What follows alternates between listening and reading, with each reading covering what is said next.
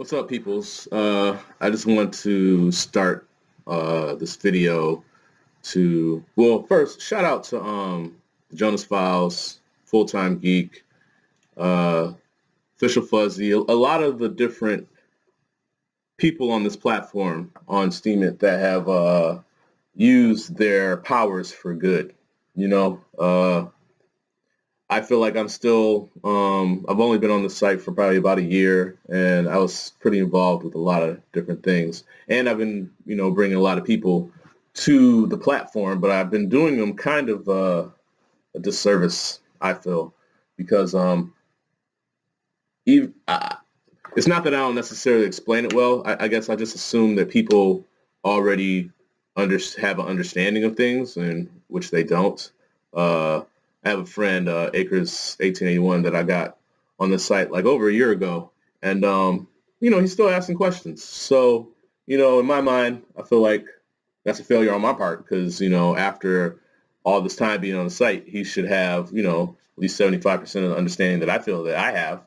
So I know there's a lot of videos online and just on Steemit in general for that kind of show people how to use Steemit and like what the purpose of the site is, where the quote unquote money is coming from.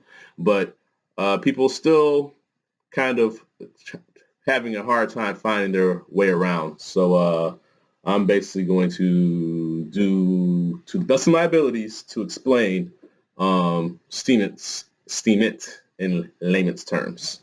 So that's what this video is going to be about.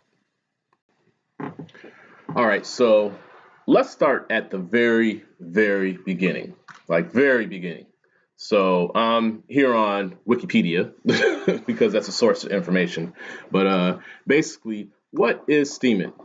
According to Wikipedia, Steemit is a blogging and social networking website on top of the Steemit blockchain database. So that's very important for people to understand, just that first part. Like the website that you're going to, Steemit, that is just an interface. It's an application on top of the Steemit blockchain. Now, if you have questions about what is blockchain, then I'll try to post some more links on here for you guys to read about, because you would have to understand that first, then kind of understand Steemit. But at a basic level, blockchain is a distributed ledger that is where nodes basically verify transactions, and each node has a exact copy of all the transactions. But I want to not get too distracted and focus on what I'm trying to explain here. So Steemit is a app on top of the Steemit blockchain, and the Steem blockchain produces Steem and Steem dollars, which are transferable tokens users obtain for posting, discovering, and commenting on interesting content. So those are the two currencies that are on Steem and Steem dollars. And I'm going to go to my profile so you guys can get an idea of what that is.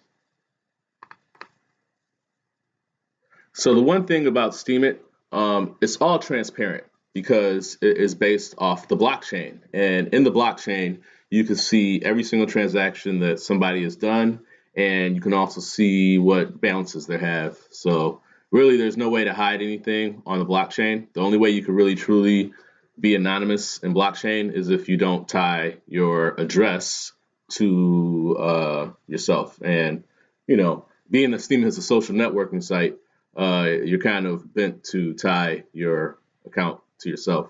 So just let me try to explain this as much as possible. So we have Steem Power. Steem Power is what gives you your influence when you upvote somebody. So if you have a certain amount of influence and you upvote somebody to $1, that dollar, first of all, is not necessarily a dollar.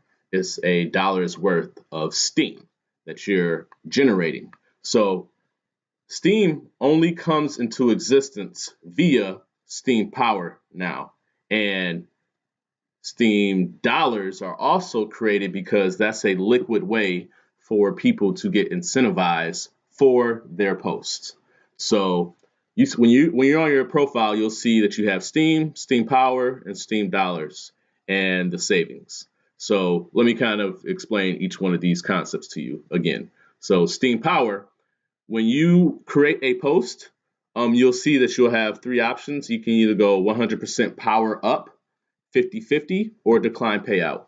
And Steam Power is basically given to you when you're looking at the rewards for your post. And you also earn Steam Power from curation rewards. I'll explain curation rewards in just a little bit. But anytime you create a post, you can either have the proceeds of that post go to Steam Power or part of it go to Steam Dollars. So you can do 100% of Steam Power and 100% Steam Dollars. Now, you also see this other thing up here called Steem. What this is these tokens in here that are moved out over time into a liquid form to where you can transfer and either buy, sell, or move it around.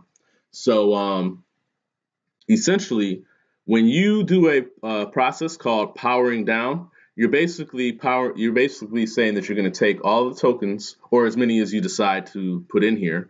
You're going to take those, and over the course of 13 weeks, you're going to get paid evenly. So hypothetically, just for easier math, if you had 13,000 Steem and you started powering down, every week you would get 1,000 Steem. And then after that 13 weeks, you'll be fully powered down. And so that 1,000 Steem will end up in this balance up here. So we have Steem, which is the liquid currency that basically allows you to get influence on the platform. Steam Power is when you take this liquid currency and move it in, and you vest it in, you lock it up into the platform. And Steam Dollars is just used. I'll talk about that a little bit, but it's a liquid currency, but you can use it not just for buying and selling, but a lot of the upvote bots that are on the platform also take Steam Dollars. And so those are the three main concepts that I hope that you understand so far. So let me get on to the next thing. So when you go up here to your rewards, right, you'll notice that you have Steam Power rewards and SBD rewards. So for every post that gets upvoted, not just the post, but comments as well. Commenting is very important as well. You'll see here that part of the reward goes to SBD and part of it to your Steam Power. So that's how it's all generated. And in turn, anytime you upvote, you get a portion of the curation rewards. So if I go to this one, right, this pretty cool article that I upvoted, Epiphany Artist Self-Sabotage. If I go there and I go down here and I look at the payout here from 7 days ago, you'll see that the payout of this is, now don't think about the dollar portion of it, but just think about what I'm trying to explain. So it says here there's 321, 247 went to the author, and then 0.74 went to the curators. So the 9 people that voted on this this post get a portion of this 74 cents. And if you see, we go back to me, I got 0.045 of that 74 cents. So yeah, pretty interesting. All right, so let me move on to the next thing so I can explain. So this was a post that I found that kind of explained the curation reward algorithm. So before, early voters used to be able to get a very big portion of the reward. And shout out to Abbott for putting this together. But actually, the comment here explains this a little bit better. So it says you have to remember the quote-unquote penalty to curation reward is actually a bonus to the post author.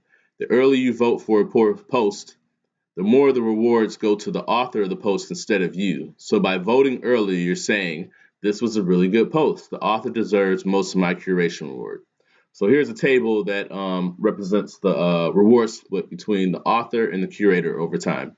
So you see, if you were to upvote a post in the first 3 minutes, 1% of what you upvote will go to you, and the other 99% goes to the author. And then, as you can see here, after 5 minutes, it's 2.8. After 10 minutes, it's 11. After 20, it's 44. And after 30 minutes, it goes to the curator. Curation rewards, not necessarily the amount of the post, but the amount of the curation rewards. So I think another example is if you were to upvote something after 30 minutes, right? But then some person came behind you and brought the post up, like let's say up $100, you would still be entitled to a very more portion of that curation reward.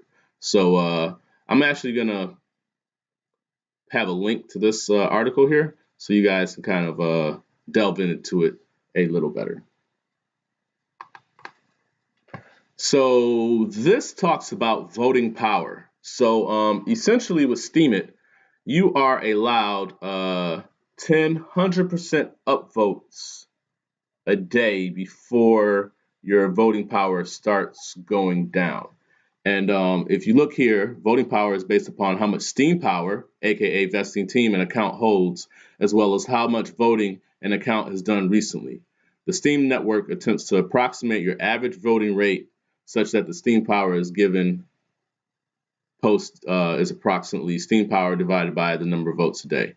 So as you start voting more, your Steem power goes down. And a good way to view what your Steem power is this website, steemworld.org. And essentially what steemworld.org does is it reads your account on the blockchain because it's all open, right? And it says how much voting power that you have. So if you look here, as you can see, I vote a lot. Like I'm actually, I need to take a break from voting and just like post stuff. But right here, you'll see that my voting power is at 52%. So at 100% upvote, I am giving someone approximately 48 cents for 100% upvote. Now, if I waited till my power got more, I'll be giving more. And I can do that 10 times a day. Then after that, that's when my voting power starts decreasing and going down and down and down. So the more that you got to kind of spread out your votes. And given that I like supporting people and the platform is kind of hard for me to do that. So, you just have to keep that in mind. And then the main reason I wanted to do this post is because Steem Voter is now available. I'm going to show you guys that as well. So this is Steem Voter. Now, I guess with any tool, it's kind of a double-edged sword. So Steem Voter was down for a while, and so a lot of people's payouts dropped significantly because people have been using Steem Voter to upvote other people. The reason I like Steem Voter is because even like I love Steemit, but it's a very involved process to create good content and actually to support people that you want to support. And in order to really well, for one, let me preface this. Steemit doesn't really display a good way to find content. I mean, they have their trending page, they have their hot list, but I feel like it will help more if they took a way for you to be able to put categories that you like as part of your profile, and then you can use that to discover new content. But it doesn't necessarily. And so a lot of times you just got to follow people. And even when you're following people, they might have posted something a couple of hours ago and you're looking at your home page, you might not even scroll to their content. So the best way for me that I see to support people is via Steem Voter. And so with Steem Voter, it kind of helps because you don't have to be on the site all the time to make sure that you're supporting the people that you like on Steemit. And so what Steem Voter does, it basically uses your posting key, and not your password, not your password. In fact, let me preface that you should not be giving out your password to any app on the Steem blockchain at all. Don't do it. Posting key is it allows applications to post and upvote and make comments on your behalf. And you can get the posting key in this permissions tab right here. And you copy, yeah, you get it right here. And then you copy it and you put it in the key that you have here. And then once you have it here in the key, you can add rules to your account. And so here it shows all of the people that you want to upvote. And so just to kind of show you, my younger sister just got on the site, and since Steem Voter was down, I wasn't able to add her onto Steem Voter. So I'm going to add her onto Steem Voter. I'm going to paste her username. And because she's my sister, I'll give her 100% for now, but it might change in the future. Because, I mean, 100% is a lot, and I like spreading her out my voting power amongst, different people. And so I'll give her 100 for now, and then you can do the delay. I guess based off my other thing, I'll just do it at 15 minutes, even though 30 says it's not a good time. One thing I want to say about Steem Voter right here, since I pay for the premium service, I get 500 active rules. Right now, I'm only using 73 of that 500, but this allows you to do a lot of different things allow you to have a whole bunch of different rules for people that you want to support. And so I add her, hit save, and it gets populated in the bottom. This thing is not there we go. And so I think if I look for her, there she is, Tiger's Eye. So one thing, I stopped using the site for like about 2 months, a couple months ago. And I put just my Steem Voter on, just let it run. And I think over that course of 2 months, I probably earned maybe about 20 Steem. So it's one of those things that's just from the curation rewards, like not posting any comments, not posting any blogs. So if anything, with the Steem Voter, like if it helps you kind of give you a base of earning. And so that's pretty much all I wanted to cover in this one. I don't want to give you guys too much information, but I'll be making another one of these in the near future. So keep on steaming, people.